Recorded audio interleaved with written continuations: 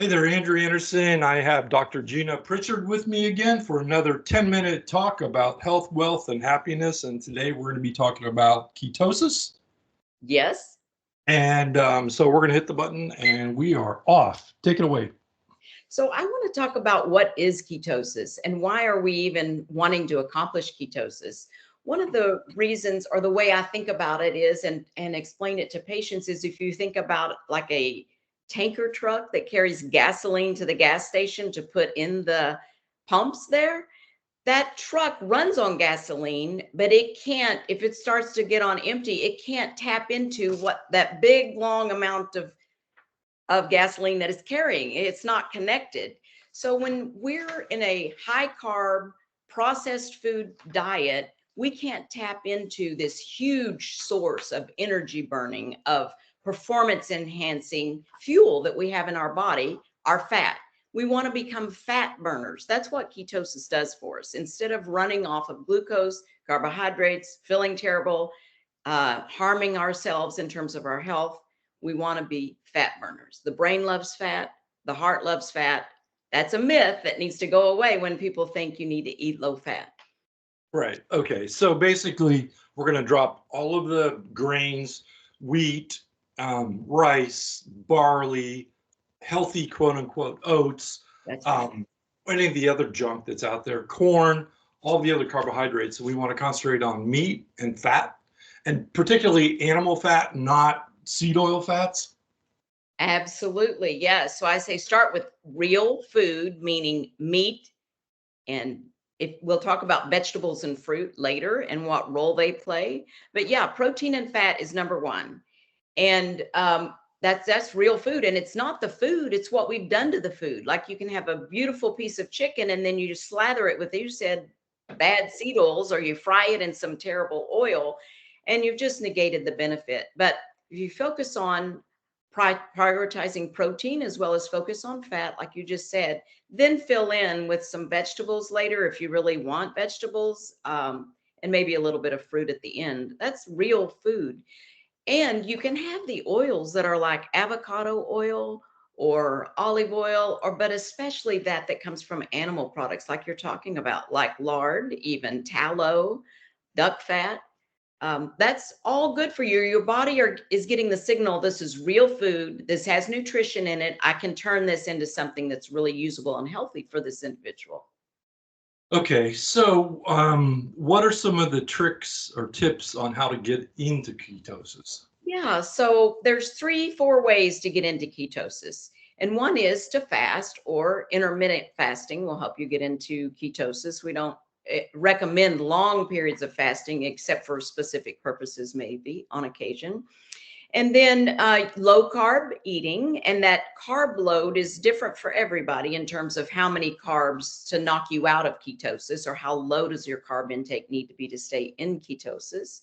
And the other is exercise. So that's why athletes can use more, and men over women can use more carbs and still stay in ketosis because they're burning up more. Their metabolic rate is faster and they're exercising more and they need more energy. So sometimes they can get away with more carbs.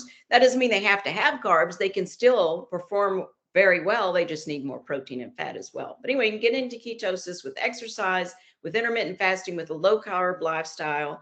And then there's a little bit of misunderstanding out there that you can just drink external ketones. They have these ketone drinks. There's more of them coming on the market all the time. And that can play a role in helping you in a ketogenic lifestyle, but it is not the way to get into ketosis. And we can talk about that in more detail later. Right. Well, yeah, I'm sure that there may be some good ones out there, but everything I've seen, it's snake oil sales all over again. And not that they don't have specific uses, but for everyday use, to try and take place of you eating sensibly, they don't go there. So I'm going to show a book, and I know you've got a book coming out soon, which we won't talk about at the moment. But this was one of the first ones. I don't know if everybody can see this or not. Let's see here. We can get this in focus or Look, not.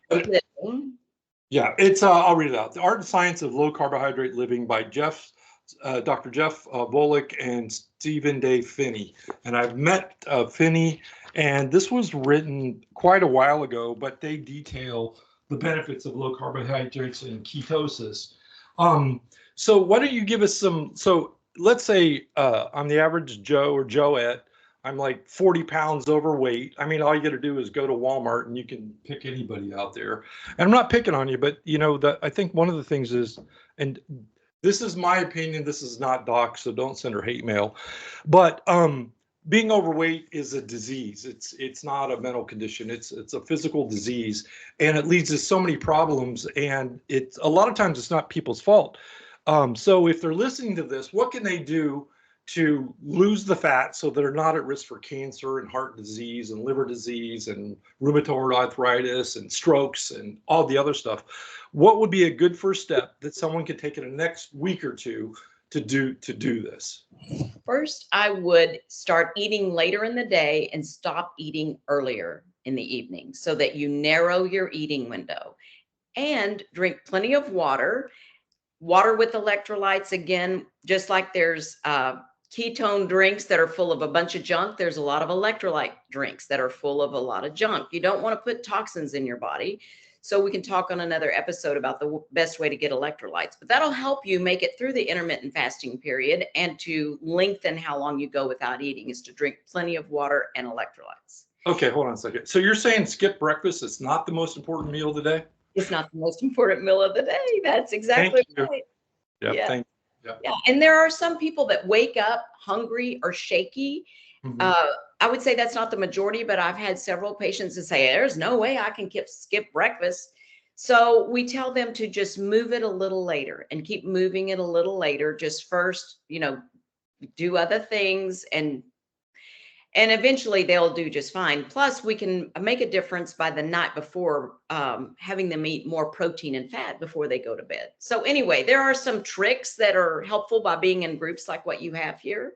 Mhm. But I would say that's the first thing, is start to eat within a 20-hour window. Surely you can do that. That means you just slept 4 hours and that's the only time you didn't Right. eat. So then narrow it to 16, narrow it to more than that. I know that you've seen a difference in men and women in the amount of time that they can fast. And Right. I don't know, I haven't seen that division, but it would make sense, I think, since men have a different metabolic rate in general. Wait a But second. You're saying men and women are different? men and women are different. Okay, thank you. I want to make sure I heard you right. I'm just kidding, everybody. Yeah, go ahead. That's the first thing I would do is, and you don't have to make a huge difference, just 30 minutes later, and then stop eating 30 minutes earlier than your normal, and see if you can't continue to chip away at that. Then the other thing that I would do to get started is, for one, get in a group like this. I suppose if you're listening to us, you are in this group, but you need information and you need others to support you, because during the first month, I would say, but certainly the first week or two, you can start to feel differently, and it's not always great in the beginning. Mhm. Usually you can very quickly get to better mental focus and to more energy, but sometimes your sleeping is a little disrupted in the beginning. Remember, this is a big change for your body. You're going from running off of glucose, running off of sugar, running off of carbohydrates, which is not efficient, to switching over where your liver is putting out ketones, and that gets you into this state called ketosis. And you'll feel great eventually, but that whole switch over can affect your sleep. It could give you a little headache.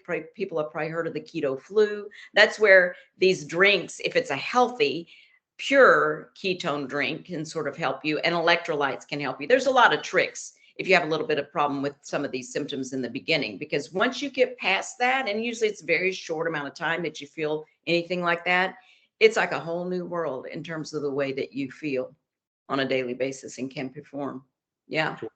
So the next thing is to lower your carb intake. Obviously, you can take it totally off the table and just eat meat and fat if you want. There's nothing wrong with that. But initially, sometimes people have a lot of resistance. So then we talk about exactly how many vegetables and fruits, because that's really your carbs, is vegetables and fruits. We need to throw everything out of the kitchen.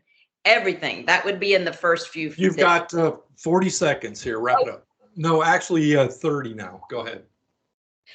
Okay, so I don't have time to go into all of the benefits, the health benefits of living a keto focused lifestyle, but there are many for your health and for your daily performance and your joy of life. All right, cool. Thank you. And that's a wrap. And we're going to get here under time, the 10-minute health, wealth, and happiness video. Thank you very much. And we'll wrap it up. We will put the links in. You can go to the Prevent Clinic for Doc, and everything will be down here. Thank you very much and appreciate it. Bye-bye.